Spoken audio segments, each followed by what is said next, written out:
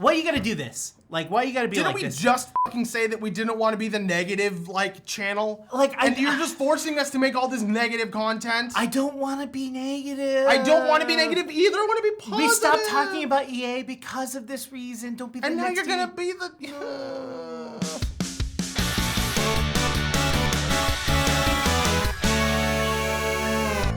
Hi everyone, welcome to GameGorgon. My name is Krug. I'm Indigo. Today we're here to be pissed about some shit for you. Just kidding. We're here to talk about Warriors of Waterdeep, which is a new mobile game that is fully licensed by Wizards of the Coast for Dungeons & Dragons, and it has just every flavor of fucking microtransaction that you could possibly imagine, including all the negative ones. But I guess before we get into that, we should talk about the fucking game, I guess. So the reason I want to talk about the game before we go like heavy into what you clearly already know what our opinions are is because I feel that if we get through the bullet points of what this game is, by the time we get to our opinions, you're going to be able to see why those opinions make sense. Sure. So first off, this is in fact a fully licensed Dungeons & Dragons game. It is a mobile game. Do you guys even have phones?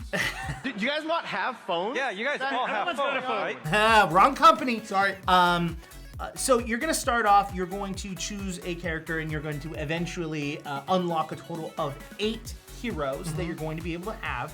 They're pre-generated race and class combos, so you won't be able to like mix and match. It's not fully customizable, right? That's fine. That's fine. Yeah. That's not a big deal. I'm not knocking that. Yeah, they're pre-generated. They've got character names. They've got like their own like look and feel to them. Sure. And honestly, the artwork for them is pretty phenomenal. Yeah, I'll give it that. I really like the artwork. It's a pretty app. Yeah, absolutely. Now, the key thing to this is that the game kind of has like a rock, paper, scissors, Spock like aspect of it, where each one of those characters has a different like associated like skill to it. Oh yeah. So it's like tough and skillful, and so there's 4 options. So you're going to be good against one of the other ones, then you're mediocre against the opposite end because it's like a little square that they drew, and then the one that's good against you, you're going to be bad against. Sure. It makes sense. Like, or let me rephrase it. The system makes sense. Yeah. Where it fits within the D&D world, I'm not is almost nowhere. Yeah, I think it would have been beneficial if it was more like dexterous, willful, and fortified. Like, I think that would have made it a little bit more themed properly, because then you would be like, okay, well, D&D has... They tried to take the base stats and make them into this rock, paper, scissors thing, but they didn't take enough of them, or they didn't take all of them, and they had really easy access to saving throws. Yeah, and the other aspect of it is, why aren't the Bard and the Rogue the skilled ones? You know, the 2 classes that have a massive amount of skill points? Like, the Bard makes sense to be skilled, but it's tough, and then you're like, okay, well then what's the race? Half-elf. Yeah. None of it makes sense. Yeah, I don't really understand. I feel it was just kind of slapped on, that they just were like, yeah, we need 2 of each, we've got 8, done. They started with the ones that made sense, and then they slowly were just like, cool, now we're just gonna fill these in with a dartboard. And by the ones that make sense, they did sturdy correctly. Yep. Now, once you have your characters, you will have a party of up to 4, and there are multiple different types of gameplay styles depending on what you prefer.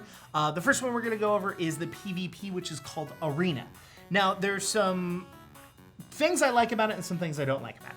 So the things I like about it is that each of your characters has a full 10 seconds to make an action on the board. Could have been 6. Well, yeah, that would have been cool. But still, like, the fact is that it's a time limit for your character, for you to choose, so you're not stuck in like Hearthstone. Yeah, exactly. We both said Hearthstone. Like, so it's like quick action. You have to be active. You have to be there. You have to be paying attention. It's not like brainless. Like, you're there. The part that I don't like about this is the fact that you don't get to choose what 4 characters go out. It's randomly chosen. Oh. Which means you have to keep all of your characters at high level. Yeah. Or you're going to lose fights. Sure. Like, so if you find a core group of 4 people that you like and you can't focus them. You can't like pick mains. You have to, it'd be as though you played League of Legends, and every time you played League of Legends, it was just, you get a random role and a random character within that role. Yeah. Not into it, but okay. Yeah, sure. I mean, I don't like it It's at an all. interesting experiment at the very least. It's not like... Well, the reason I don't like it is because it dips into why the microtransactions Oh yeah, are but there. we're not there yet. I'm Yeah. just saying all other Yeah. things aside, this is an interesting experiment. Yes. We'll get to the microtransaction Yeah. part. Now, when you win, you get to have a chest Oh, nice. that you get to unlock between 4 to 8 hours from when you get it. Let's move on. Yes, We'll so get to that part. it's a time-delayed chest. You have a maximum of 4 chests that you can hold, and after winning 8 times, you get another chest of a higher value that you get to unlock right away. So that means you basically, there is no like limit to how many times you can PvP, except for there's definitely a limit to how much it makes sense for you to play, because if you're not gaining chests, then you're not really getting the full benefit Yeah. of playing. Yeah. So basically you go in, you play 4 times, you get 4 chests, you stop PvPing, you come back when 1 chest unlocks, play 1 game, Yeah. you know, and it kind of keeps you on like a 4-hour string of just Yeah. constantly coming back Yeah. to mid-max your rewards. Cool. Next is Explore. This is basically like a PvE type scenario where you go through kind of a mini dungeon that has multiple floors. Once you finished a bunch of floors, you finish a boss, and then that's the end of it. The thing about them is that you can't replay them once you finish them. Like if you die in the middle of it, you can go back and try it again. Yeah. But once you've beaten the boss of that exploration, that's it. That one's over for you now. Yeah, so there's a couple things to that. So each like floor has three like combats in each one of them. The cool thing I kind of like about it is after you go through a combat, you go to a split in the road, and they give you a narrative description of sounds that you hear from one of those 2 locations. Okay. And well, the narrative part is flavorful, but doesn't add a lot to it, from Okay. what I can tell, at least. Because on the doors into those areas have symbols, and those symbols determine what type of enemy you're facing. Oh, I wish it would just be like narrative and difficult to understand and like kind of like cerebral, but I guess that's not what the game. The cool thing about it is that sometimes you'll go to a fork in the road and there will be a wall on one side, so you only have a choice, but it's got a random roll chance that you actually discover a secret door. Oh. When you go through the secret doors, you get a chest at the end of it, that which you open immediately. as soon as you defeat the level. Okay, cool. Yeah, like that's more like you're collecting your Yeah, loot, yeah. and then at the end of the dungeon, You if you unpack it all. don't die, you get to unpack it. And then you do each, like depending on like what the boss is, or depending on the area, there might be like 1 or 2 like of those like combats that you have to do, of those Sure. like 3s, and then it's a big boss. Big boss is also the 3rd boss on the end of Right. the same trail. It's, I feel that it's the theme or like feeling of Dungeons and Dragons, and I will accept that aspect of it. And that's where I'm gonna leave that. Great. At the end, you also gain XP and gold. Yes, XP will level your character. Gold will allow you to upgrade items. Yep. And characters. Yes, and characters. Once you hit max XP on a character, you have to spend gold To upgrade them. to level them up. Yeah. Cool. The next gameplay style is challenges. Now, this kind of goes back where the replayability comes in. Okay. So with challenges, for each dungeon boss section you defeat, it unlocks a new section of challenges. Okay. Where you get to go through and play those same 3 fights over and over and over again until your characters die. Okay. And then for the number of times that you've defeated the big boss, depends on the rewards that you So get. it'll scale up the more times you're able to loop that one floor basically over and over Yeah, again. and this is something that I like and I think is very interesting. Sure. So the first time you defeat the boss, you get to roll a d6, and depending on what that d6 lands on, depends on which reward you get. Oh. Then the second time is another larger dice, and the third time is again another larger dice. I think it's the last one's a d20. I don't remember what. Yeah. Maybe a d12. You get to roll a dice each time and gain that reward, Sure. and it gives you higher rewards based off of the dice that you get. I like that because it brings in the dice Yeah, into that's the game. cute. It adds some replayability. The negative aspect of it is that it unlocks every 4 hours that you can do a challenge. Yeah, of course. But you can spend 40 or 50 gold Oh, okay. in game Okay. to unlock it. Okay. So theoretically, depending on how Yeah. well you do, you could just continuously play it. The fact that they have added a cost on top of it is kind of aggravating, but I Yes. guess that they don't want you to like spam it. But it's a game that you want people to play as much as possible. Well, it's not though. Well, okay, it's a game that should be playable as much as you want to play it. Agreed. Like you know, but Games should just be able to be played. yeah. Yeah. But that's not. Anyways. Also with challenges, there's also going to be special events that they have going on, which will give you double the gold or more XP or whatever, like it will be a random reward and it will be a specific dungeon. I don't know if it's only based off a dungeon you've already defeated, or if it's just like, hey, here's a dungeon, here's the reward. We have a very small sample size. Yeah, because I've only gone through the first time, like I'm at the boss of the second dungeon, but I am in the part where I have to grind so hard that Well, you don't have to grind. yes, you could spend money and not grind. Well, we haven't gotten there yet. Correct. But the problem with that is also behind a time lock, and that time lock is 8 hours, and the only way to unlock that is with gems, which is the premium currency. The premium currency, correct.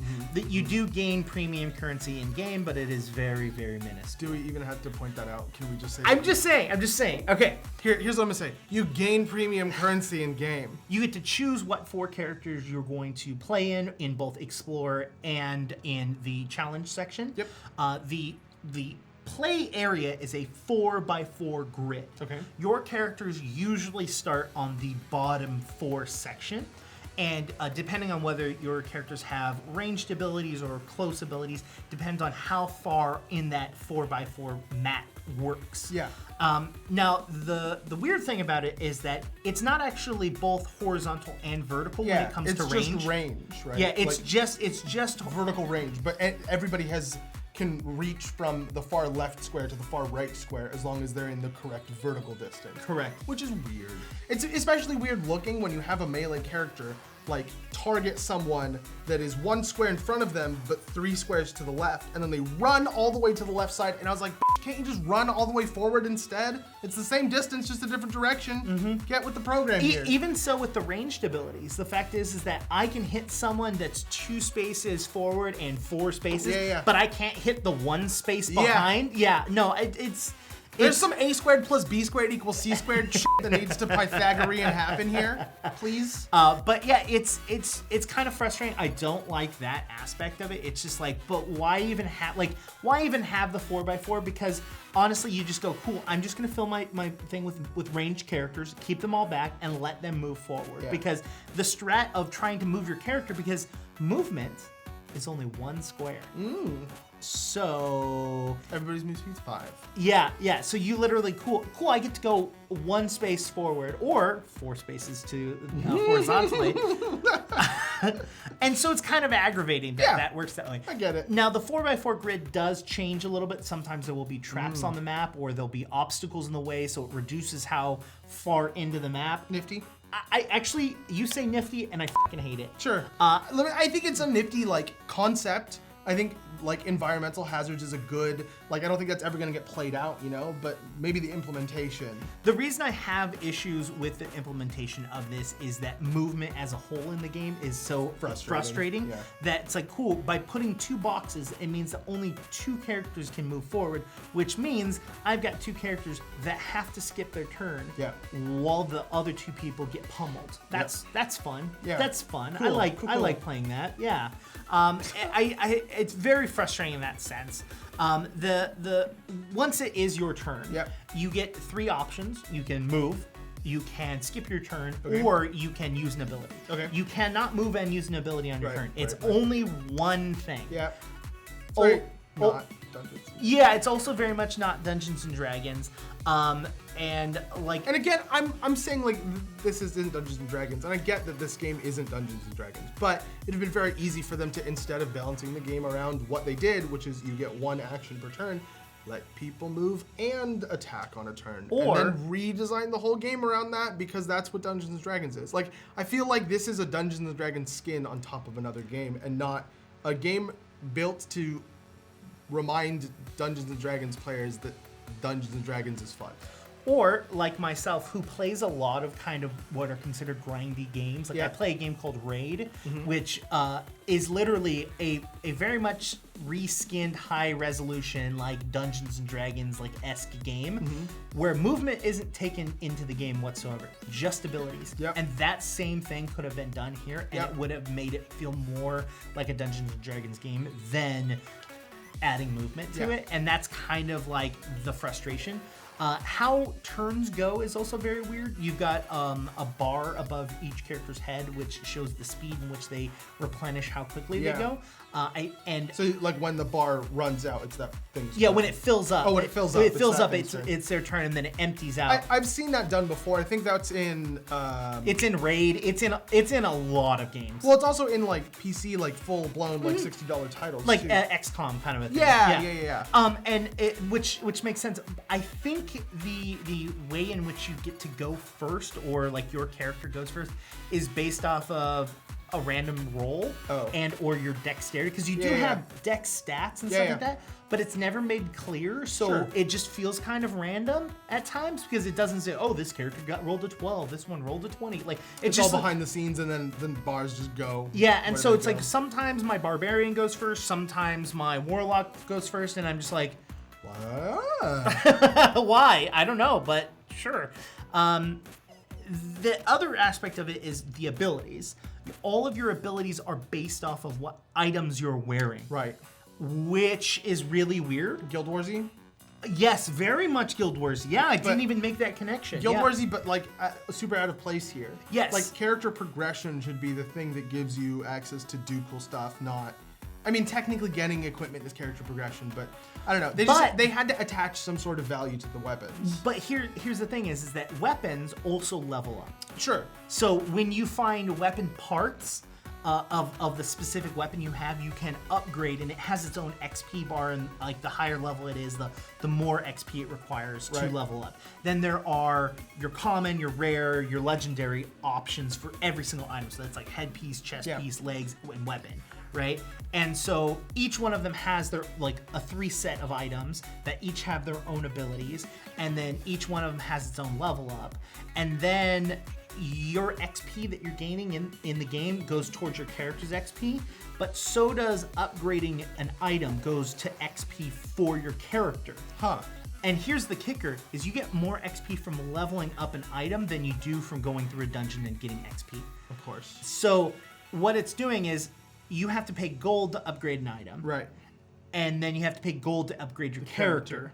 And then your abilities are associated with the items you have. So you want to get the best item that gives you the best ability. Right. That you then have to upgrade. But then with other items, like say you move up to a legendary, it still makes sense for you to upgrade the common, because it gives you XP points to level up your character. So it kind of goes into where... It's just like the gold sink mentality. Like, oh, we don't want these items to go by the wayside. We want them to still be the gold sinky type thing that they are. We're going to attach XP to them kind of thing. Exactly. Cool. Now, we're going to get to the microtransactions section. This is an actual storefront that you can go to, and these are all of the options that they give you within the store, but there are some like hidden microtransaction sections. Well, those are the best kind. Yeah, that I also took note of. So things that you can do is you can buy chests with gems. Right. You can buy or sell parts for your items with gold. Yep, and parts are just like crafting components, basically. It doesn't say it's like 2 wood. It literally it's got like the common sword, and it says ×5, which means you get 5 parts for it. Oh.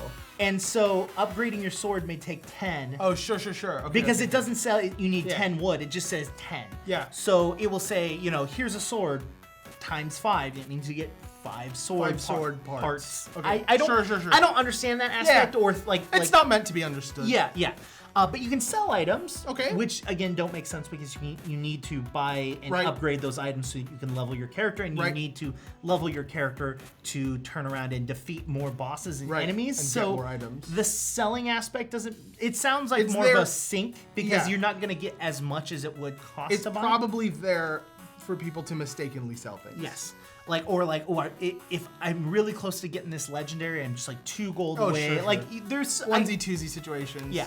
You can also buy card packs for different heroes for gems. Now, the card packs are random.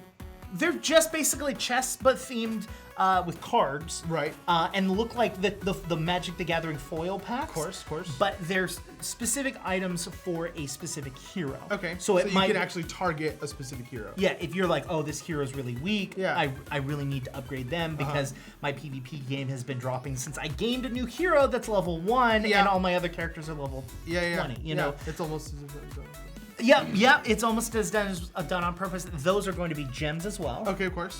Then there is the real money section where you can buy gems.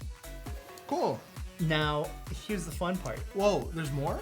You can get free gems though. Oh, nice. How do you get free gems? You don't have to buy. You don't actually have to give them money. Oh, what do you do? You click on the free thing, and then it brings you to what looks to be the most spammiest spam. Oh, you mean the interaction driving mechanism Yeah. that every shitty mobile app uses. Basically what they do is they say, oh, hey, download this app and click on this specific thing or these couple of things. And then we'll give you 500 gems or just some random Well, arbitrary number of gems. and the worst now, thing- hold on. Yeah. We're not even fucking, we've dipped our toe in this shit. So that sometimes it asks you to like download the app and play for 5 minutes or whatever. Sometimes it asks you to download the app and like buy something. Sometimes it asks you to download the app and pay for a subscription. Sometimes it asks you to download the app and fucking give it like your fucking driver's license number. Like it can literally ask you to do anything. The other shitty thing about this is that there's a level of like transparency that needs to exist for this sort of like cross-app communication to make me okay, and it does not exist here. There's absolutely no like upfront like we're gonna do this to your phone so that we can get information about when you click the stuff, because they're doing that stuff. It's not just as simple as like the trust system where you say give me 50 gems, I already did that. They know when you did the thing. I'm not in any way a fan of that, and I also know nothing about the service that's providing that list of actions that you can take to get gems. That is a separate service. That is Yes. 100% not Wizards of the Coast or whatever Larian, whatever the what's this studio's name? Ludian? Who the cares? I don't even want to say their name on YouTube. They are not providing that service. Wizards of the Coast is not providing that service. This is a third party. Don't know who it is. And I will say that this is like in the scale of things, it's like Wizards of the Coast was like, hey, can you make us a game? And they're like, yeah, cool, we're gonna make you a game. Or hey, we made a game, we'd like it to be Dungeons and Dragons. Yeah. Like, cool, yeah. And then it goes to this spammy place, and then that spammy place goes to all of these other apps that we don't know how additionally spammy they are. Right. And so it's like, Some of them are legit. Yes, some of them are just like Hulu. Yeah, I like that we both thought Hulu. But yeah, some of them are like legitimate like stuff like Candy Crush. Like yeah, we know that. But like the problem I have with this is that it's just one, it looks like shit. It has no theming to the actual game itself. And I just can't stand like forcing people to go in and play a different game. Like there are some games that I play that are like, hey, we have a free premium currency. Watch this ad. Yeah, that's And cool. I'll watch an reasonable. ad. Yeah, like that's fine. Like, and if I like the thing, I will click if it's a on fun it. game. Yeah, if it's a fun game, I will click on it and I will go to the app store and download it. But the problem is that, and I will say it has gotten me. I have in fact downloaded games I have seen ads on because it looked fun and interesting. This makes me like cringe clicking on it. There are two other forms of microtransactions. One is you can buy gold with gems. Oh, so both of the currencies are premium currencies. Yes is the answer to my question. Well, no, technically, no, because Okay. then at that point you would say all things in the game are premium because you can buy gold with gems. Gems you buy with real money. Yeah. Right, but you can't buy gold with real money. You can only buy gems with real money. But you can buy gems. You can also buy parts with gems. Yeah, everything in the game is purchasable with real money. Yes. Yeah, That so- doesn't make everything a premium Or like, Okay, maybe premium's not the right word, but you could buy everything in the game with money. yes. Okay, cool. Yeah, everything within the game you can buy with money. Like that's Cool. That doesn't rub me the wrong way. no. I'm with you. The other kind of like pseudo hidden one is that when you die, you can either end the game or end that thing and start from the beginning, or if say you're on the boss and you're really close and you think you could probably do it, you can revive your characters for gems. For like 175 gems. That's a lot of different microtransaction approaches. Like the only thing they're missing is like a subscription thing for $10 a month. Oh wait, there is a monthly subscription for $9.99 a month that you can do. How? Yeah. What do they give you?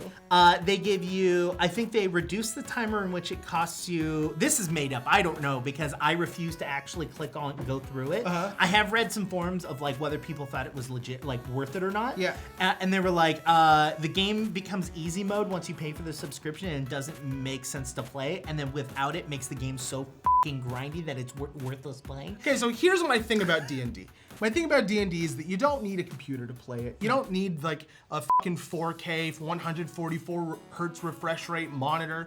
You don't need a GPU. You don't need like the latest peripherals with like the highest DPI mouse and like mechanical keyboard I am specifically. so intrigued to see where this is going. You don't need any of that, right? It's just a game for people with paper and a pen, and they come together and they play it, and there's like a feeling of community between all the people that play the game, and there's a feeling of kind of like creativity and stuff that comes with the game.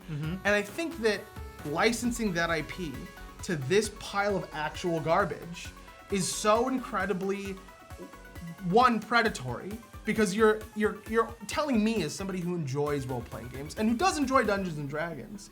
And I enjoy mobile games. I enjoy mobile games. I play mobile games too. Yeah. Not these kind, but I do play mobile games.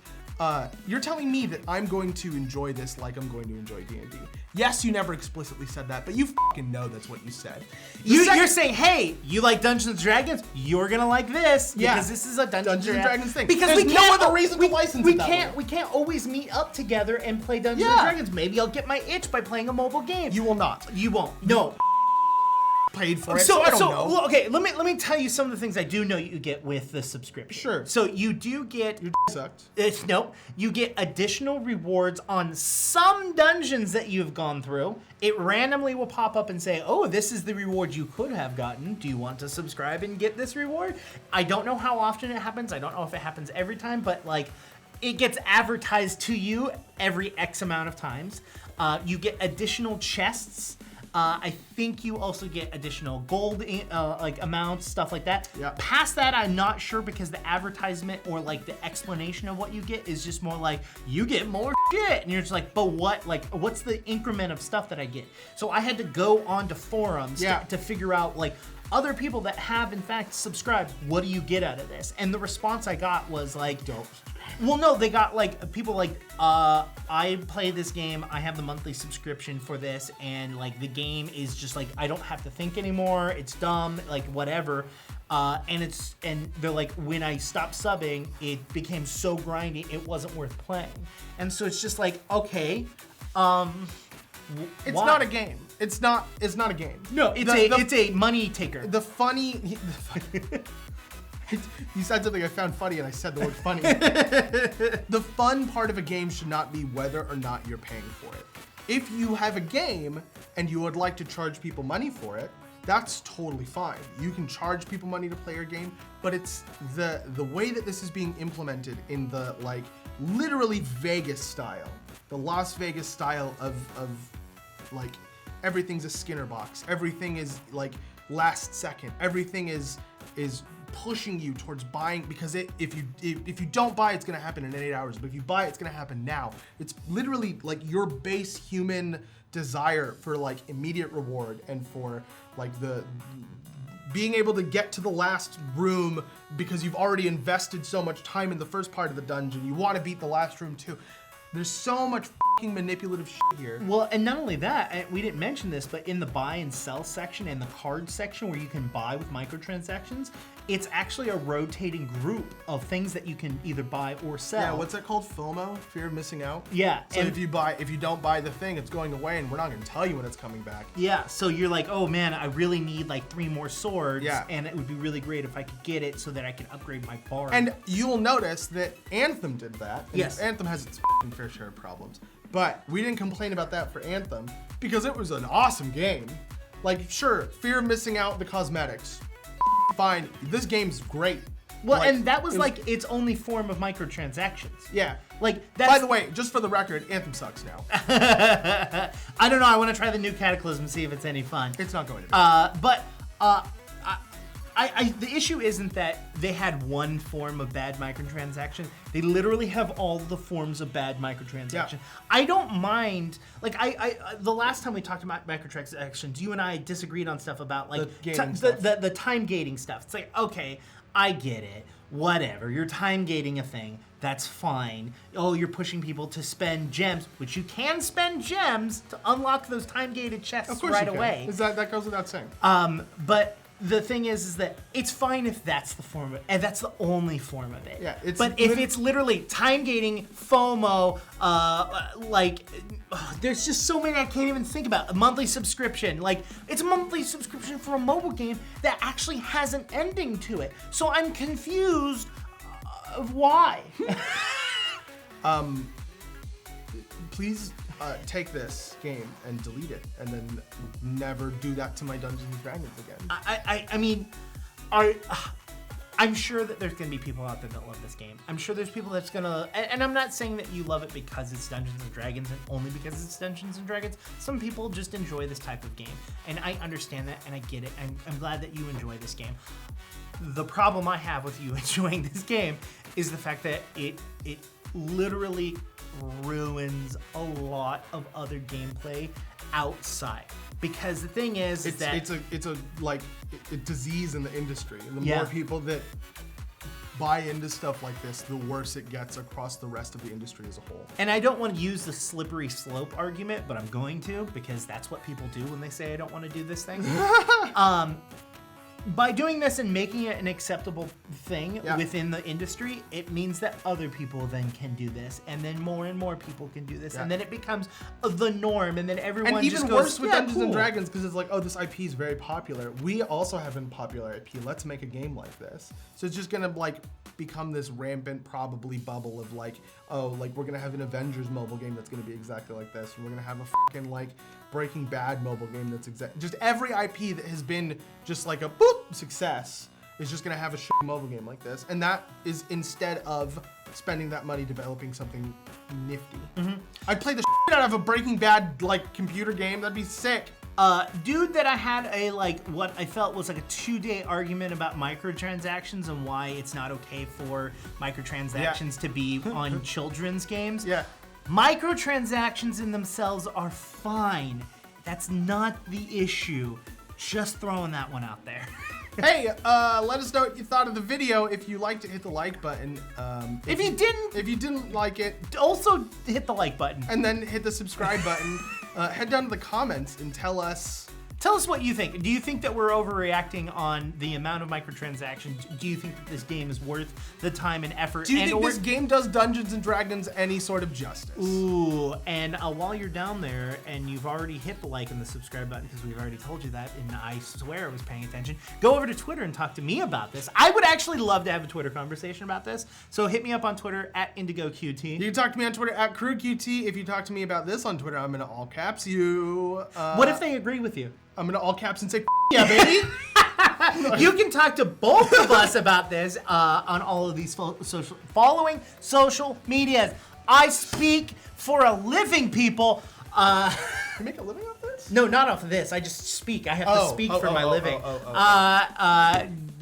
Bye.